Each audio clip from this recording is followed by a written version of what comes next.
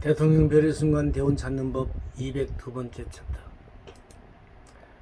업설에 대한 제 새로운 해석. 세간은 업에 의해 존재하고 사람들도 업에 의해 존재한다. 살아있는 모든 것은 업에 의해 속박되어 있다. 마치 나아가는 수레가 밧줄에 매여 있는 것처럼 여기에서 모든 존재는 업의 소산으로 되어 있다는 점을 들고 있다.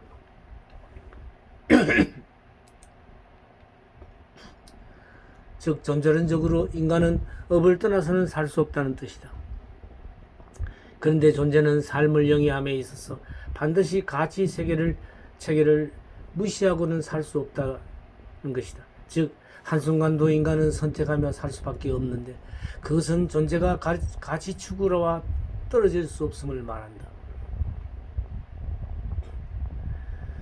출생에 의해서 바라문이 되는 것이 아니다. 출생에 의해서 비바라문이 되는 것도 아니다. 업에 의해서 바라문이 된다. 업에 의해서 비바라문이 된다. 업에 의해서 농부가 되고 업에 의해서 직인이 되고 업에 의해서 상인이 되며 업에 의해서 용인이 된다.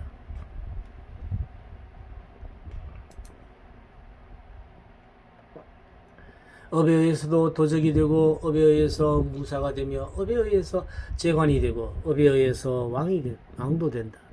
여기서 업에는 존재성 외에 가치성도 들어있는 이를 말하고 있는 것이다.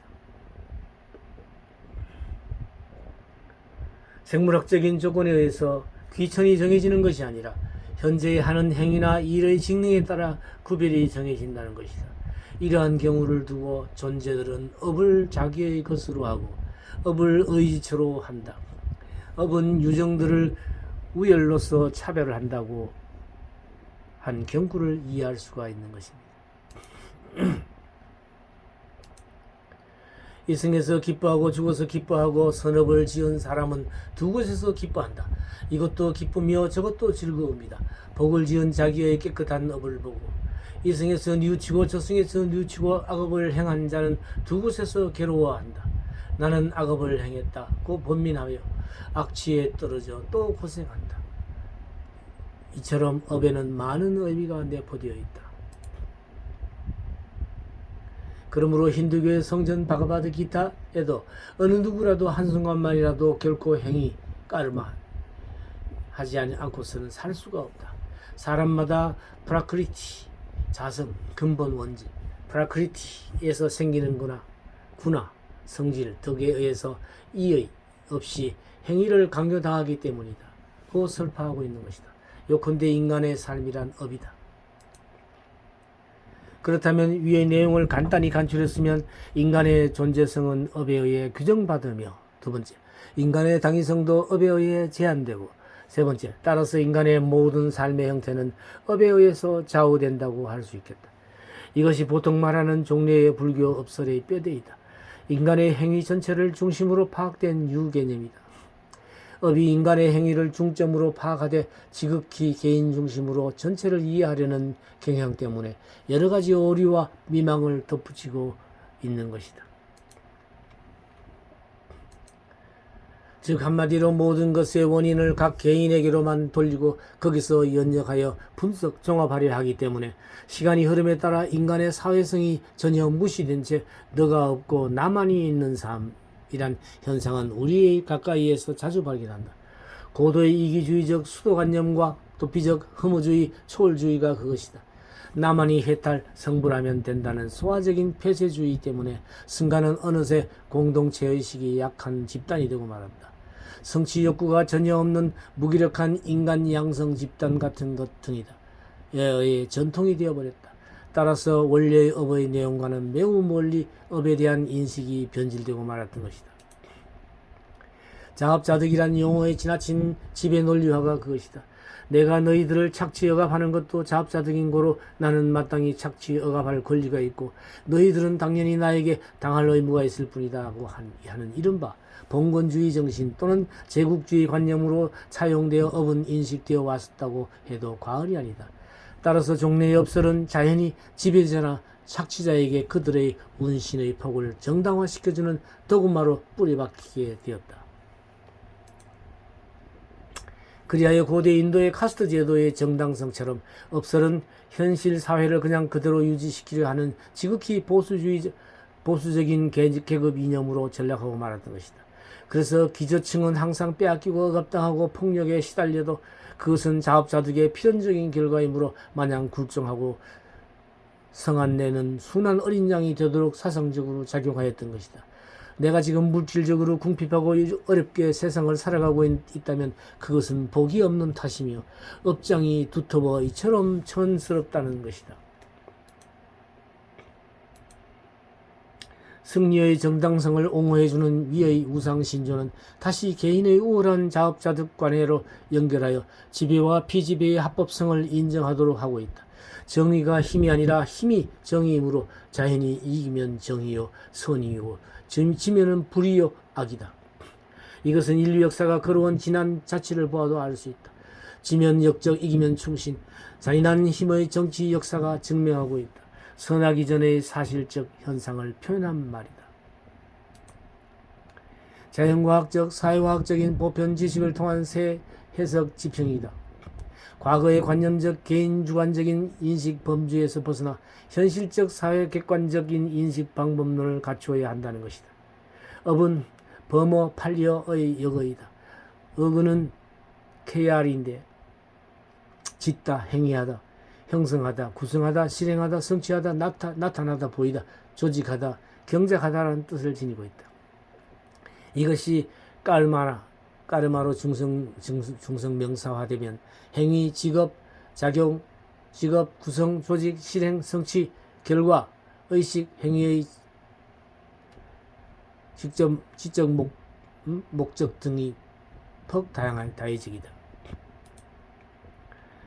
베다 종교에서는 제사의식, 우파니사드에서는 브라흐만과 아트만을 합일시키는 행위, 성취, 즉 보편적인 나와 개별적인 나가 합치하는 것으로 인도 철학 종교의 까르마의 대강 뜻이 있었다.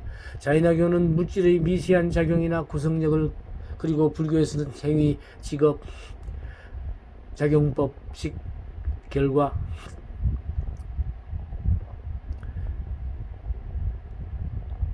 등 여러 가지가 썼다. 특히 불교에서는 비구들이여 나는 뜻을 업이라 설한다.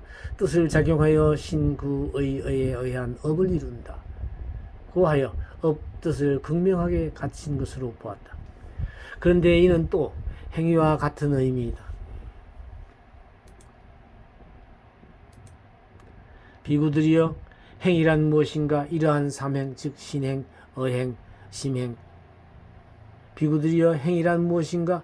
색사, 성사, 향사, 미사, 촉사, 법사의 육사신이 행위다. 즉 행은 조직력이나 구성력을 의미한다. 구성력의 원천은 뜻에 있으나 그것의 과정은 신구의 등을 통해 나타나 업이 된다는 것이다. 이를 넓게 행위라 부르지만 아직 분명치 않다. 그래서 이상을 둘로 요약하면 하나는 우주적인 힘이나 낳는 가능성으로서의 작용력이요, 다른 하나는 이러한 우주적 힘이나 가능성은 반드시 어떤 형태나 구조로서 나타나는 방정식 특성을 지니고 있다는 것이다. 전자를 다시 설명하면 우리는 일단 우주를 생각해 보아야 한다. 우주는 공간적인 세계이며 주는 무한한 시간을 뜻하므로 우주는 시간, 공간의 좌표상에 있는 존재 세계가 된다.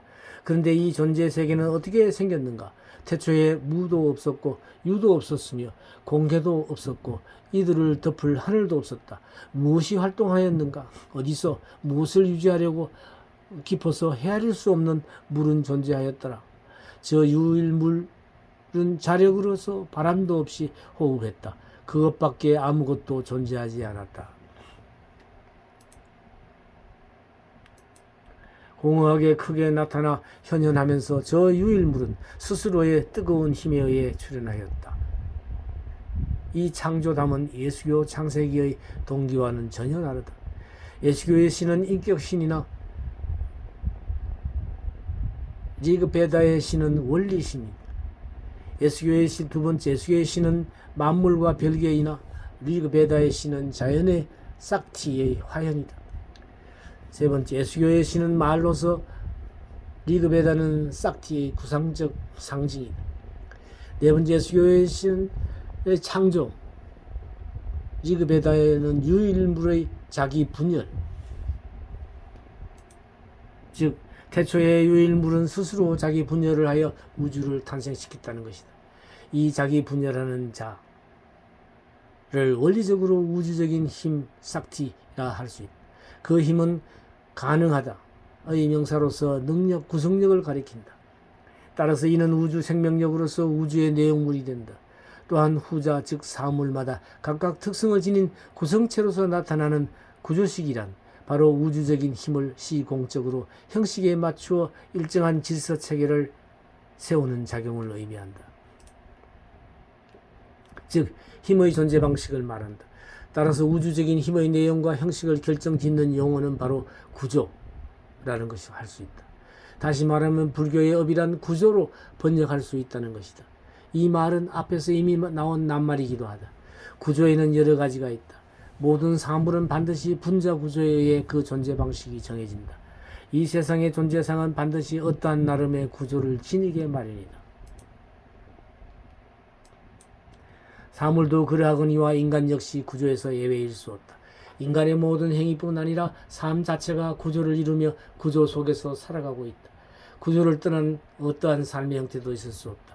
어떠한 형태이든 나름대로 구조를 지니고 다른 구조와의 관계 속에서 살고 있는 것이다.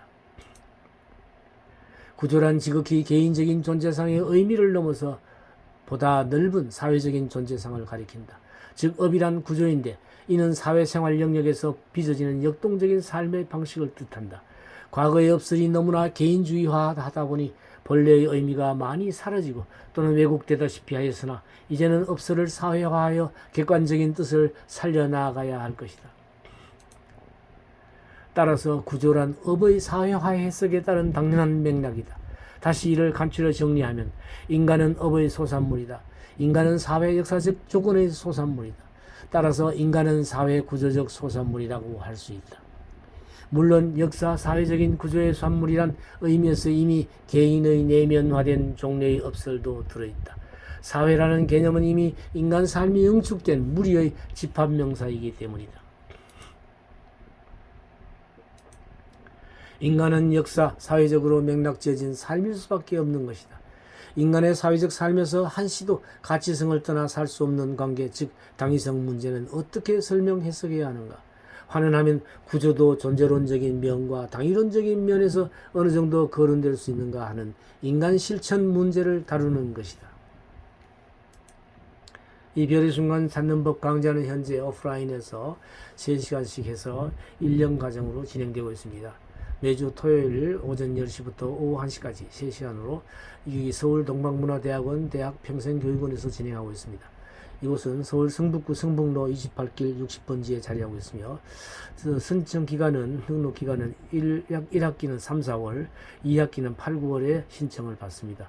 신청 시에 이 전화번호와 메일 주소를 참조해서 신청하시면 되겠습니다. 관심 있는 많은 분들의 참여를 기다리겠습니다.